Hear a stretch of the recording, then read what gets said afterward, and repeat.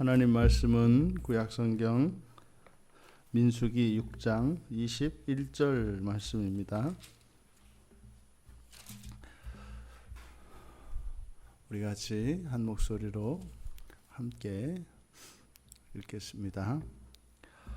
이는 곧 서원한 나실인이 자기의 몸을 구별한 일로 말미암아 여호와께 헌물을 드림과 행할 법이며 이외에도 힘이 미치는 대로 하려니와 그가 서원한 대로 자기의 몸을 구별하는 법을 따라 할 것이니라. 아멘.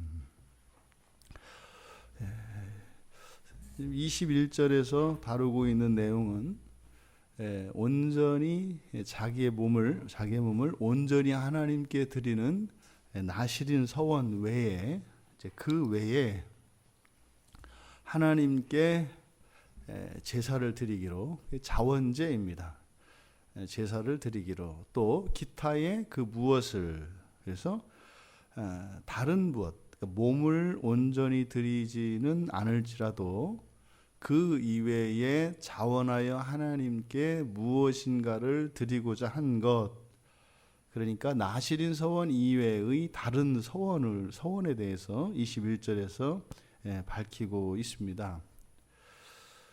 그러면 20절에서 이제 나실인 서원은 다 끝이 났습니다. 20절에서. 그래서 이제 그 후에는 20절의 끝에 나실인이 포도주를 마실 수 있느니라. 그래서 몸을 드리기로 했던 그 서원의 기간이 다 끝났고 그 서원을 다 지킨 것이죠.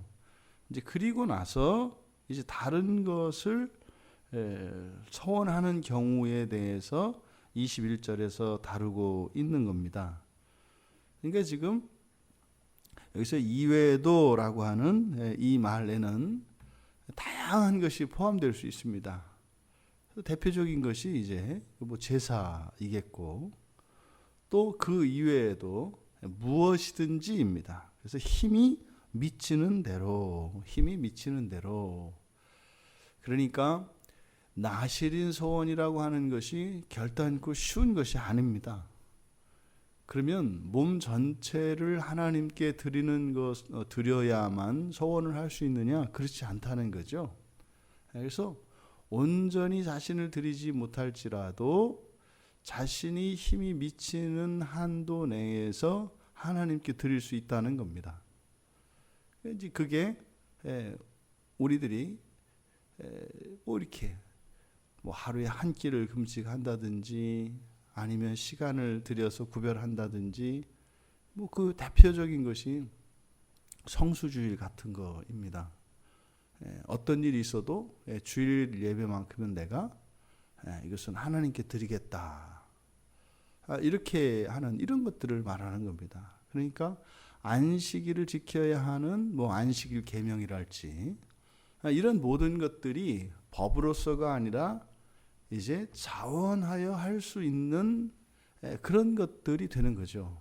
나실인 서원도 마찬가지로 우리가 그렇게 서원을 결정하고 그렇게 하기로 했을 때는 이제는 법이 돼서 의무가 되지 않습니까? 그래서 그걸 어기면 다시 처음부터 머리를 깎고 다시 시작을 해야 되지 않습니까?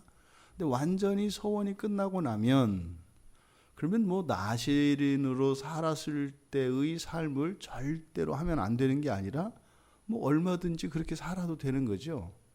그때는 더 이상 의무가 아닙니다. 그냥 권리고 자연스러운 것이 되는 거지 않습니까? 그러니까 율법을 지키는 이것들이 법으로서 지켜질 때가 있고, 이제 그것이 우리가 자원하여 하나님께 서원하는 것이 될 수 있다 이 말이죠. 그러면 그리스도인들의 율법을 지키는 이것은 어떤 것이 되겠습니까? 더 이상 이것이 율법으로서 우리가 율법을 지키는 것이 아니라 서원에서 지키는 거죠. 나조차고 지키는 거다 이 말입니다. 내가 원해서 지키는 것이고 나조차고 하는 것이다. 그러니까 우리가 율법을 지킴에 있어서 전적으로 온전히 전 생애에 그렇게 할 수도 있습니다. 또 일정 기간을 그렇게 할 수도 있습니다. 그런데 모든 율법은 아니어도 하나씩 늘려갈 수는 있습니다. 그러니까 지금 21절에서 다루고 있는 것은 바로 그 부분이죠. 전적으로 하나님께 서원하는 것이나 아니면 그 일부의 것들을 조금씩 이렇게 서원해서 하는 것이나 하나님께서는요 똑같이 보시는 겁니다.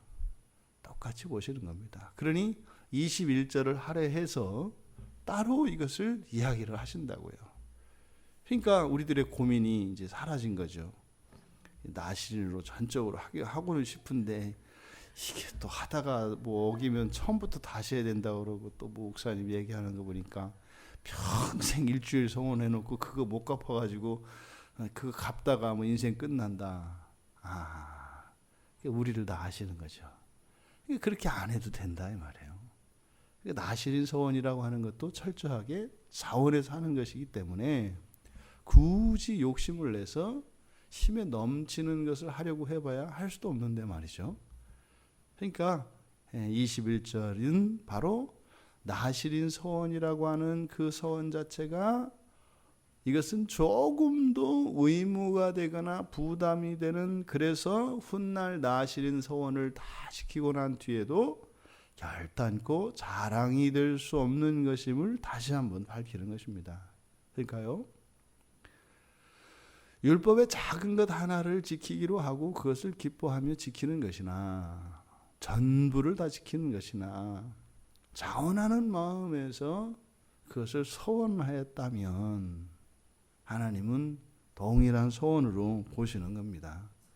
단지 어떤 사람은 좀 더 하나님의 은혜를 많이 누렸고 이제 좀 더 성숙해져서 좀 더 많은 시간과 많은 것들을 자원하여 하나님께 드리겠다고 서원할 수 있게 된 것이고, 어떤 사람들은 뭐 그거에 뭐 반도 못 미치는 그런 것을 자원하여 서원할 수 있는 것이고, 그런데요 하나님은 다 보시는 거죠. 힘이 미치는 대로. 그런데 조심할 것은 이외에도 힘이 미치는 대로 하려니와, 그러니까 작은 것이라도 자신이 정말 자원하여 그렇게 하나님께 서원할 수 있다는 겁니다. 하지만 그렇다 하더라도 그것은 그가 서원한 대로 자기 몸을 구별하는 법을 따라야 할 것이다. 그러니까 나시린 서원법을 따라서 해야 된다 이 말입니다. 여기서 말하고자 하는 것이 무엇이겠습니까? 자원하는 것이기는 하지만 서원을 했을 때는 어떻게 해야 된다? 반드시 이행해야 한다. 우리가 종종 그 마음이 들어서 뭐 주로 이제 기도할 때 이런 생각이 많이 들죠. 또 찬양하거나 설교를 듣거나 성경을 볼 때 이제 그런 소원이 생각이 납니다. 이렇게 하고 싶다. 이렇게 하고 싶다. 그것이 지나친 것이 될 수 있죠. 그러니까 힘에 넘치는 것을 그렇게 생각할 수도 있습니다. 그러니까 그럴 때는 조심해야 합니다. 왜요? 소원을 했다면 반드시 지켜야 하기 때문입니다. 감정적으로 울컥해서 소원할 것이 아니다 이 말이에요. 반드시 지켜야 한다. 그래서 자원해서 소원하는 것이지만 작은 것이라도 일단 소원하고 나면 어떻게 한다? 반드시 법으로서 지켜야 한다는 것을 이야기하는 이유는 무엇일까요? 사실은 그 이유는 뒤에 나오는 내용입니다. 이유는, 그런데 또 하나는 우리들이 그렇게 자원하여 서원하고 나면 반드시 거기에는 마가 낍니다. 그러니까 마귀가 그냥 두지 않는다 이 말이에요. 우리 안에 있는 죄가 반드시 역사한다 이 말이에요. 그래서 힘이 미치는 범주 안에서 서원을 하였지만 우리의 환경과 우리 마음 속에서 어떤 변화가 일어납니다. 환경적으로 손해가 될 것 같은, 실제로 손해가 되는 이런 환경이 주어지기도 합니다. 또 우리의 마음 속에서 다른 생각이 들어서 그것을 뒤로 미루거나 하지 않으려고 하는 이런 명분과 생각들이 우리 안에서 일어납니다. 그러니 심사숙고하여 그것이 내가 정녕 내 힘에 미치는 것인가를 생각하고 그것이 자원하는 것인가를 생각하여 서원해야 되겠습니다만, 일단 서원을 하고 나면 어떻게 해야 된다? 반드시 지켜야 한다. 그러니까 이거에 대해서 이렇게 뭐 불평을 하거나 불만을 가질 필요가 없어요. 왜요? 안 하면 된다니까요. 안 하면 된다니까요. 근데요, 이런 말씀을 볼 때마다 우린 찜찜해요. 아니, 하기로 했다가 안 할 수 있는 거지. 그 자원하는 건데 뭘 그렇게 또 하기로 했는데 그걸 또 꼭 하라 그러나? 그러니까 애시당초 할 생각을 하지 마라 말이죠. 그러면 아무 문제가 될 게 없어요.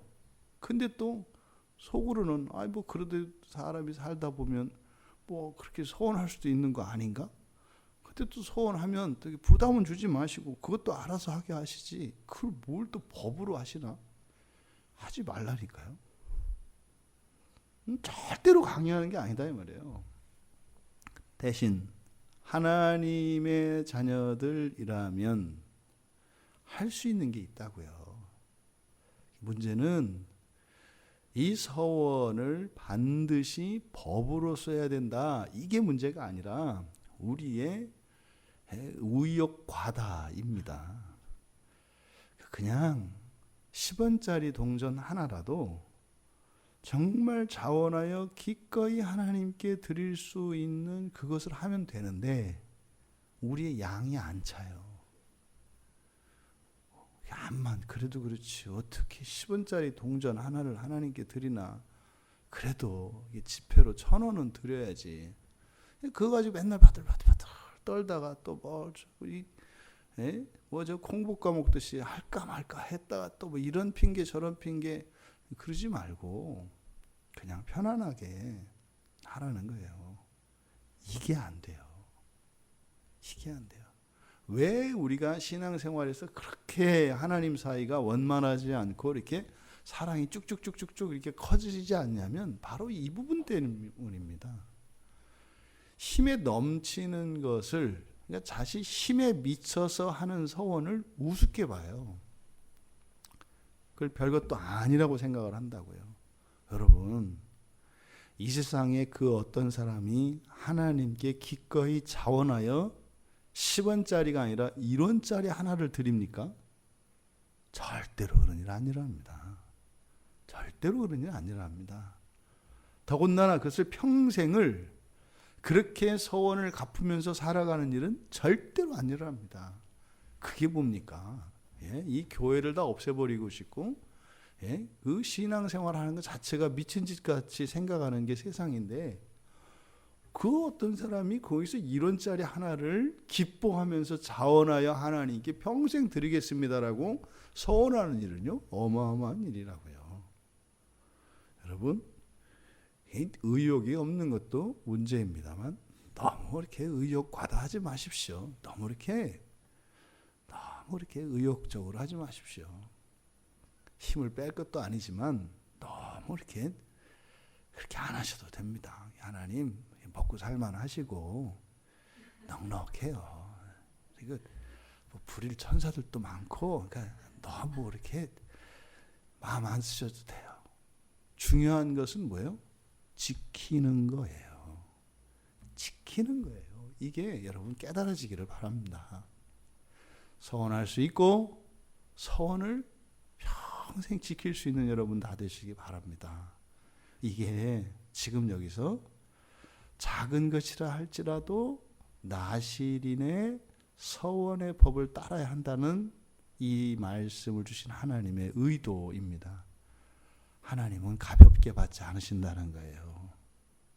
가볍게 받지 않으신다는 거예요. 그리고요, 반드시 그 서원을 지켜야 할 이유가 있다는 겁니다. 그게 뭐예요? 뒤에 이어지는 축복입니다.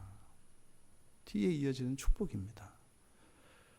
나시린의 서원, 또 21절에 그 이외의 모든 서원, 이 뒤에는 대제사장의 이 축도가 모세에 의해서 전달이 됩니다.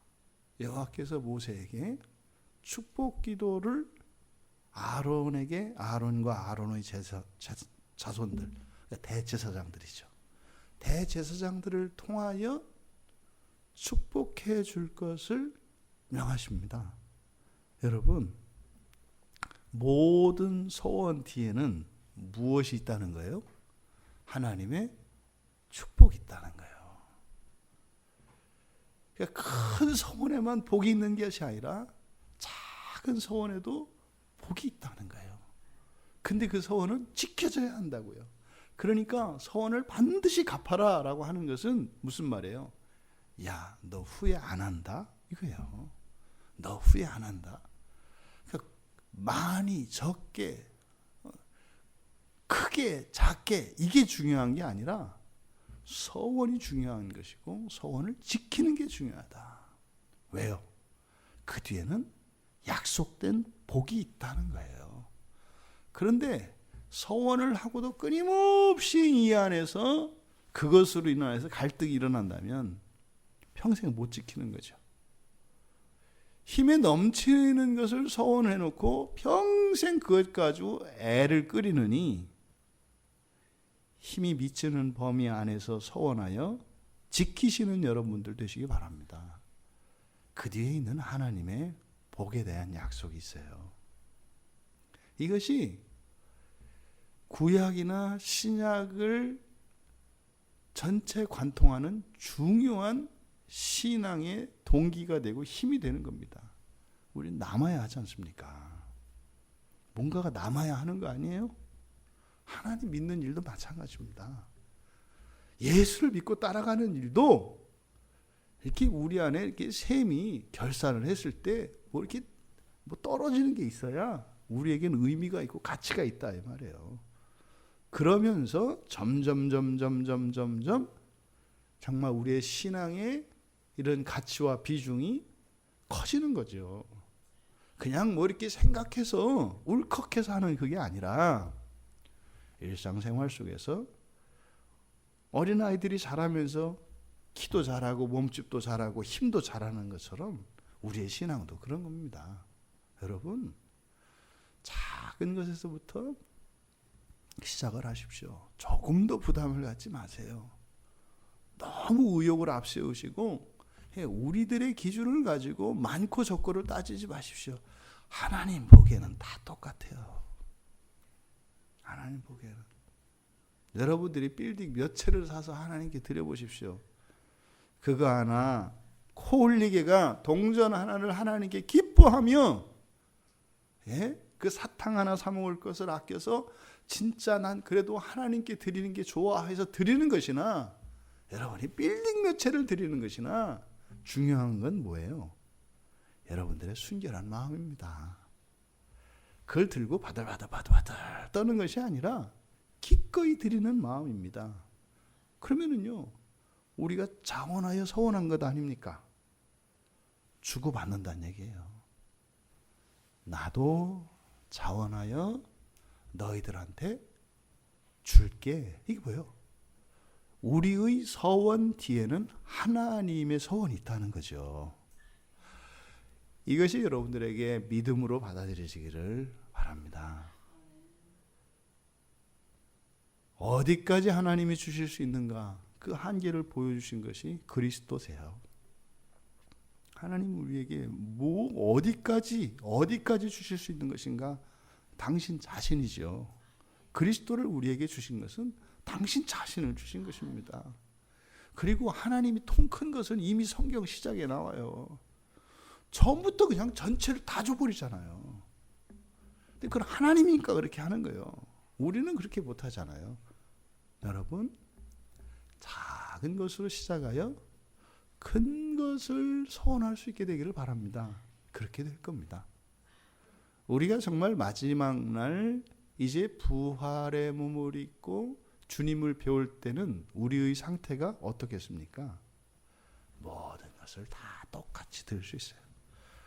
하나님이 모든 것을 우리에게 주셨듯이 정말로 우리의 마음에 작은 빈틈도 없이 우리의 모든 것과 우리에게 주신 모든 권세와 재산을 하나님께 온전히 돌려드릴 수 있어요. 그럼 또 어떻게 하나님이 어떻게 하신다고요? 그걸 또 돌려주신다 이 말이에요. 어떻게 해요? 모든 것을 주고 받으며 창조의 진전이 일어나는 겁니다. 이게 지금 성경에서 하나님과 하나님의 백성들 사이에, 하나님과 하나님 자녀들 사이에서 일어나는 인격적인 교류요, 사랑의 교제요, 언약의 교제인 것입니다. 여러분들이 하나님께 드리는 것은 반드시 하나님께서 주시는 것이 있어요. 이것이 이 지상의 것으로만 계산을 하려고 하는 이것이 문제이지, 분명히 우리가 하나님께 드릴 때 하나님께서 주시겠다고 하는 약속이 있는 것은 틀림이 없습니다. 그런데요, 그저 땅에 있는, 그리고 인생 100년 안에서만 이라고 제한하는 게 문제예요. 현세적인 복만을 이야기하는 게 문제라고요.